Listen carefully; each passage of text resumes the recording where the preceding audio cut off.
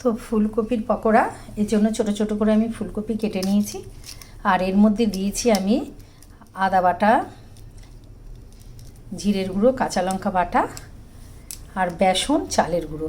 এবার ফুলকপিগুলোকে একটু ভাপ দিয়ে নিয়েছি প্রথমে, তারপর আমি এগুলোকে সমস্ত কিছু দিয়ে একটু গোল গোল করে গরম তেলে ছেড়ে দিলাম।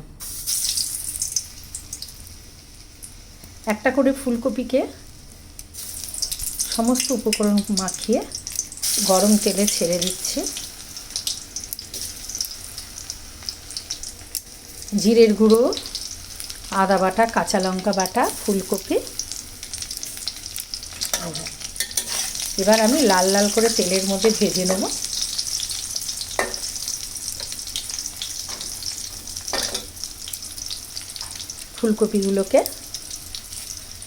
ফুলকপির পকোড়া, সেই শীতে তো ফুলকপি উঠবেই, আর একটু ঘরে এরকম বানিয়ে খাবেন, ভালোই লাগে।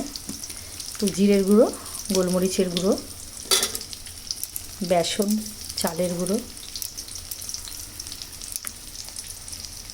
এখন আমি লাল লাল করে ভেজে নেব। একটু লঙ্কার গুঁড়োও দিয়েছি।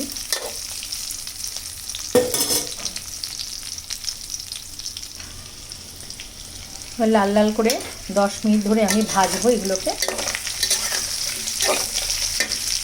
আর 5 মিনিট ভাজলেই হয়ে যাবে ফুলকপির পকোড়া। ফুলকপিগুলোকে একটু ভাপ দিয়ে নেবেন, তাহলে খেতে ভালো লাগবে। ভাজা কমপ্লিট। এবার আমি একটা একটা করে তুলে নেব।